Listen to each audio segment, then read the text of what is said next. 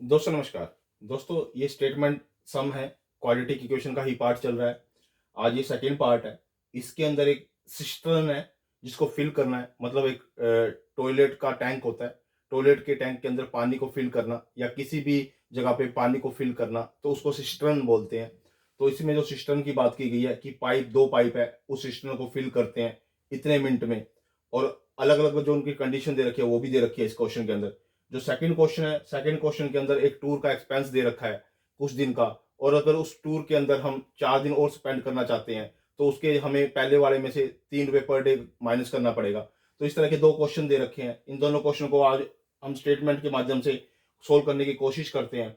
जो first statement है वो ये कहती है कि टू पाइप्स रनिंग टुगेदर, दो पाइप एक साथ चल रहे हैं, कैन फिल सिस्टर्न इन 3 × 1/13, मतलब इतने मिनट में फिल करते हैं किसी सिस्टर्न को। यानी कि दो पाइप हैं, दो पाइप इकट्ठे चलते हैं और वो किसी सिस्टर्न को फिल करते हैं, यानी कि 40/13 ये लिख लो आप, क्योंकि आप इसको इससे मल्टीप्लाई करोगे और इसे ऐड करोगे तो 40/13 मिनट्स आ जाएंगे, यानी कि 40/13 मिनट आ जाएंगे ये वाले। इसको आप ये भी लिख सकते हो।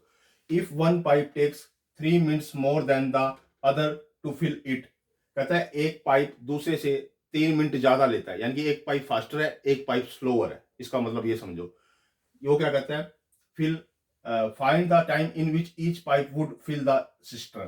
कहता है हर दोनों का सेपरेटली टाइम निकालो कि वो कितना समय लेंगे एक सिस्टर्न को फिल करने के लिए, अलग अलग उनका निकालो।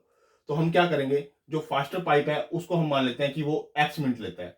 स्लोअर पाइप होगा वो ज्यादा टाइम लेगा, उसमें हम x प्लस में 3, क्योंकि 3 मिनट्स का दे रखा है डिफरेंसेज, वो 3 मिनट्स मैंने इसमें ऐड कर दिया स्लोअर में। तो ये दोनों के बीच में रिलेशनशिप आ गया कि जो फास्टर है और स्लोवर है। अब जो फास्टर है स्लोवर है, ये दोनों का बीच का रिलेशनशिप आ गया जो अकॉर्डिंग टू स्टेटमेंट दिया हुआ है। अब ये एक बात सुनो, ये मिनट में फिल करता है, फास्टर पाइप x मिनट में फिल करता है, तो कुछ ना कुछ जो पोर्शन फिल करेगा वो x मिनट में, portion of the system faster pipe field इन 1 में x, यानी उसका कुछ ना कुछ पोर्शन x मिनट में फिल करेगा। और इसी तरह से जो स्लोअर पाइप है वो भी ना कुछ उसका पोर्शन x प्लस में 3 मिनट में फिल करेगा, यानी कि 1 में x प्लस में 3। ये कंडीशन मेरे पास दो कंडीशन आ गई, ठीक है। अब जो पोर्शन जो फिल किया 1 में x, वो कितने मिनट में फिल करना है, 40 और 13 के मिनट में फिल करना है। यानी कि इसको मैं 14/13 से मल्टीप्लाई कर दूंगा, वो मैंने 14/13 से इसको मल्टीप्लाई कर दिया, तो मेरे पास ये फास्टर का आ गया। इसको जो ये वाला है इसको मैं 14/13 से मल्टीप्लाई कर दूंगा, मैंने इसको मल्टीप्लाई कर दिया स्लोअर को, क्योंकि 40/13 मिनट लेता है ना, ये वाली कंडीशन है ना उसकी, ये वाली कंडीशन है ना। तो इसको मेरे को मल्टीप्लाई करना पड़ेगा ना दोनों के साथ, फास्टर के साथ भी स्लोअर के साथ भी। तो मैंने फास्टर के साथ भी मल्टीप्लाई कर दिया इसको 40/13 को, और 40/13 को मैंने स्लोअर के साथ भी मल्टीप्लाई कर दिया। अब इन दोनों को मैं ऐड करूंगा, इन दोनों को मैंने ऐड कर दिया तो वो फिल होता है टैंक। तो ये कंडीशन हमारे को गिवन है, यानी कि ये कंडीशन है। दोबारा सुन लो, पहले मैंने फास्टर पाइप को x मिनट माना, स्लोअर पाइप ऑटोमेटिक से 3 मिनट क्या ले रहा है, ज्यादा ले रहा है, यानी कि स्लो चल रहा है तो वो ज्यादा टाइम लेगा, ज्यादा मिनट लेगा, तो x प्लस में 3 मिनट ले रहा है वो। अब ये किसी ना किसी पोर्शन को फिल करेगा, यानी कि 1 में x मिनट में, यानी कि x मिनट में किसी ना किसी पोर्शन को फिल करेगा, यानी कि 1 में x कर दिया मैंने वो पोर्शन को फिल करने के लिए। और जो स्लोअर पाइप है वो भी कुछ ना कुछ पोर्शन को फिल करेगा, 1 में x प्लस में 3 कर दिया। अब इन दोनों को मैंने 40/13 से इसको भी मल्टीप्लाई कर दिया और इसको भी 14/13 से मल्टीप्लाई कर दिया, क्योंकि मिनट गिवन है, दोनों इकट्ठे मिलके फिल करते हैं ना, तो दोनों इकट्ठे मिलके उसके एक पोर्शन को फिल करते हैं। यानी दोनों को इसको मैंने मल्टीप्लाई किया, दोनों को मल्टीप्लाई करके यहाँ लिखा, ये दोनों को मल्टीप्लाई किया और फिर मैंने इन दोनों को ऐड कर दिया और वो एक पोर्शन को फिल करते हैं इज इक्वल टू 1 एक मिनट में। तो ये जो है, अब आपको इसमें 40 ऊपर से कॉमन, 30 नीचे से कॉमन, 40/13 कॉमन ले लिया, अंदर आ गया 1/x प्लस में 1/x प्लस में 3 इज इक्वल टू 1, ये रह गया मेरे पास। अब ये जो 14/13 है ना, इसको आप इधर लेके आओगे तो रेसिप्रोकल हो जाएगा, क्योंकि वो उधर मल्टीप्लिकेशन में, इधर आओगे तो रेसिप्रोकल हो जाएगा।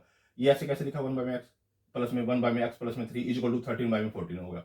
अब आप इसका एलसीएम ले लो, इसका दोनों का, आपने इन दोनों का एलसीएम लिया, इससे ये कट हो गया ये वाला, और इसका ये यहाँ पे आ गया, इससे ये कट हो गया पूरा का पूरा, इसका यहाँ आ गया, और इधर 13/14 है ही है।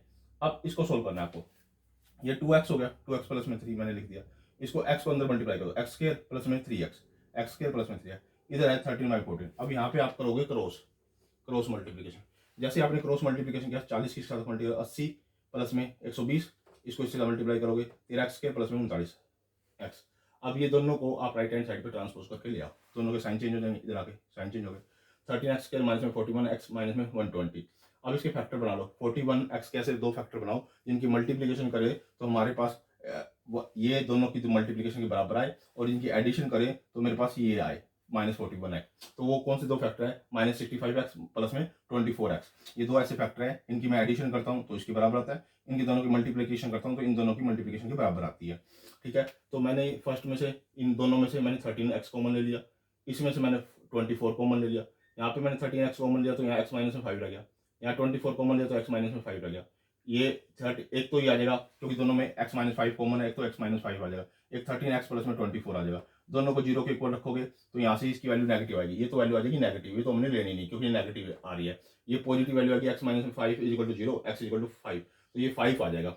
5 मिनट ये आ जाएगा और 8 मिनट स्लोअर पाइप आ जाएगी, यानी कि इसका हमारा ये आंसर आ जाएगा सिस्टम को फिल करने का, जो इकट्ठा भर रहे थे जिसकी हमने ईच पाइप का निकालना था। Each pipe would fill the cistern, वही सिस्टर्न को ईच पाइप में कितना समय लगेगा, तो एक को तो लगेगा 5 मिनट और दूसरे को लगेंगे 8 मिनट। ये हमारा कंप्लीट होगा।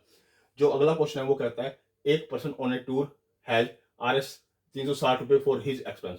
एक पर्सन अपने टूर पे 360 रुपए खर्च करता है एक टूर पे, एक उसने दिन नहीं बता रहे, एक इंसान 360 रुपए अपने टूर पे एक्सपेंस बियर करता है, यानी एक्सपेंडिचर लगाता है। कहता है if he extend his tour 4 days, अगर वो अपने टूर को 4 दिन बढ़ाना चाहता है, जितने दिन वो रहा है उसमें उसने 360 रुपए लगाए हैं, वो कहता है अगर वो अपने टूर को 4 दिन के लिए बढ़ाना चाहता है, बढ़ा लेता है, he has to cut down his daily expenses, उसको अपना डेली एक्सपेंसेस कट करना पड़ता है 3 रुपीज कट करना पड़ता है। Find the original duration of the tour, उसके ओरिजिनल ड्यूरेशन ऑफ डेज निकालो कि उसने कितने दिन वहां पे स्पेंड किए। देखो इस क्वेश्चन को बड़े आराम समझो, 360 रुपीज टोटल लगाता है एक टूर पे। वो कहता है जब टूर पे 360 रुपए लगा दिए एक दिन के टूर, कितने दिन का टूर है वो हमें पता नहीं अभी। कहता है अगर वो अपने टूर को एक्सटेंड करता है 4 डेज के लिए, 4 डेज के लिए वो एक्सटेंड कर दिया उसने, तो उसको अपने एक्सपेंस में से पर डे 3 रुपए उसने घटाने पड़ते हैं, तो वो यानी कि उसमें से क्या कर पाता है, अपने 4 दिन एक्सटेंड कर पाता है, क्योंकि एक्सपेंस घटाएगा तो ही तो 4 दिन उसके बढ़ेंगे आगे जीवन के। तो क्या करता है इसके अंदर, पहले टूर के ड्यूरेशन मान लो आप कि वो x डेज है, क्योंकि इसको आपको लेट करना पड़ेगा, एज्यूम करना पड़ेगा, फर्स्ट ऑफ ऑल आपको यही एज्यूम करना पड़ेगा कि टूर को वो x डेज मान लेता है कि उसने x डेज लगाए। अब टोटल एक्सपेंस कितना लगता है उसका 360, अगर 360 को मैं x से डिवाइड करूंगा तो पर डे का उसका एक्सपेंस आएगा जो पहले जो वो करता था, तो यानी 360 बटे में x, इसका पर डे का एक्सपेंस मैंने निकाल लिया। फिर कहता है अगर वो टूर को एक्सटेंड करता है 4 दिन के लिए, तो भी उसको 360 से डिवाइड करूंगा, 360 को ऊपर रखूंगा और x प्लस 4 से डिवाइड करूंगा, तो उसका पर डे का जो न्यू एक्सपेंस है वो भी आ जाएगा। ठीक है, समझ गए मेरी बात, यानी कि ये तो आ गया पर डे का एक्सपेंस, ये न्यू शेड्यूल आ गया पर डे का जिसमें उसने 4 दिन अपने बढ़ाए, ये दो नो कंडीशन आ गई मेरे पास। अब वो कहता है 3 रुपए कट करने हैं, किसमें से, पुराने वाले में से। 360 माइनस में x माइनस में 3 इज इक्वल टू किसके बराबर आएगा, नया टूर के बराबर, क्योंकि 4 दिन उन्हें एक्सटेंड करना है, यानी कि ये वाली जो कंडीशन है, ये वाली कंडीशन इसके बराबर गिवन है। तो ये दो कंडीशन की आपस में रिलेट करती हैं। अब क्या करूंगा मैं, इसको जो राइट हैंड साइड पे इसको ट्रांसपोज करके इधर ले आऊंगा और इसको मैं इधर ले आऊंगा। ठीक है, अब मैंने इसको इधर ले आया और इसको मैं इधर ले आया, तो मैंने ये कंडीशन लिख दी। 360 बाहर कॉमन है, मैंने 360 बाहर कॉमन ले लिया, 1/x माइनस में 1/x प्लस में 4 इज इक्वल टू 3। अब 360 इधर आके डिवाइड कर दो, इधर आके डिवाइड करोगे, ये ऐसे कैसे लिखा रहने दो, ये इधर है।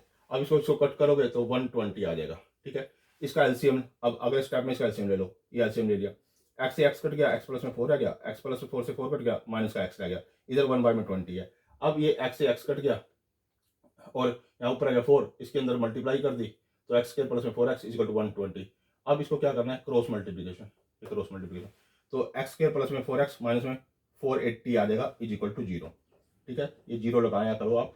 ठीक है, और क्या है, x स्केयर प्लस में 4x माइनस में 48, ये लगा लो आप कि 480 है ये। तो इसकी अब हम स्प्लिटिंग मेथड से इसके मिड टर्म को स्प्लिट करना है और फैक्टर जनरेट करने हैं कि 4x सम तो 4x आए, दो फैक्टर होगा, और उसकी मल्टीप्लीकेशन कर तो माइनस का 480x स्केयर आए। तो इसके मैंने दो फैक्टर बनाए, वो 24x माइनस में 20x, ये दो फैक्टर बना दिए। अब इन दोनों फैक्टरों को बनाने के बाद मेरा अगला स्टेप क्या होता है, मैंने इन दोनों में से कॉमन लेना होता है। मैंने इन दोनों में से कॉमन लिया तो x कॉमन आ गया, x प्लस में 24। फिर मैंने इन दोनों में से कॉमन लेना होता है, तो -20 मैंने कॉमन ले लिया तो x प्लस में 24, दोनों में x प्लस में 24 है, एक तो वो आ जाएगा ठीक है, और एक आ जाएगा x माइनस में 20, दोनों को 0 के इक्वल रख दो। इसको भी मैं 0 के इक्वल रखा तो x की वैल्यू 20 आ गई, इसको भी 0 के इक्वल रखा तो x की वैल्यू 24 आ गई, तो x की वैल्यू क्या आ गई 20 आ गई, यानी जो डेज आ गए हमारे वो 20 डेज आ गए। हमने x निकालना था तो x मेरे कितने आ गए 20 डेज आ गए, यही मेरे को निकालना था। दोस्तों मोस्ट इंपोर्टेंट क्वेश्चन है, अच्छे क्वेश्चन है। पहले क्वेश्चन में 2 पाइप का क्वेश्चन दिया हुआ है सिस्टर्न को फिल करने का, सेकंड क्वेश्चन है एक्सपेंडिचर का क्वेश्चन है। हमारा ये सेकंड पार्ट कंप्लीट हो जाता है दोस्तों। आप इस वीडियो को शेयर भी कीजिए, अपने दोस्तों के साथ शेयर कीजिए, खुद भी देखिए, कम से कम 2 से 3 बार इस वीडियो को देखिए, प्रैक्टिस कीजिए। इस तरह के क्वेश्चन आप अपने पास रख के बैठिए, इस तरह के क्वेश्चन आप रिलेट कीजिए, इस तरह के क्वेश्चन आप फाइंड आउट कीजिए और इनकी प्रैक्टिस कीजिए। मोस्ट इंपोर्टेंट क्वेश्चन है, अगर आप इस तरह के क्वेश्चनों का एनालिसिस कर लेते हैं और इंटरप्रिटेशन कर लेते हैं और स्टेटमेंट को अच्छे से ढंग से समझ जाते हैं तो आपके लिए जो मैथमेटिक्स है वो डे बाय डे ईजी होता जाएगा।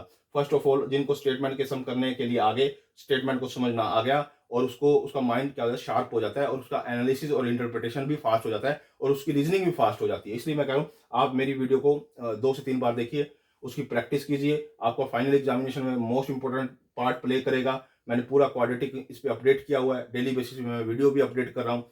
तो आपसे रिक्वेस्ट है कि आप इसको लाइक भी कीजिए, कमेंट भी कीजिए और शेयर भी कीजिए और मेरे चैनल को सब्सक्राइब भी कीजिए। ओके दोस्तों, धन्यवाद।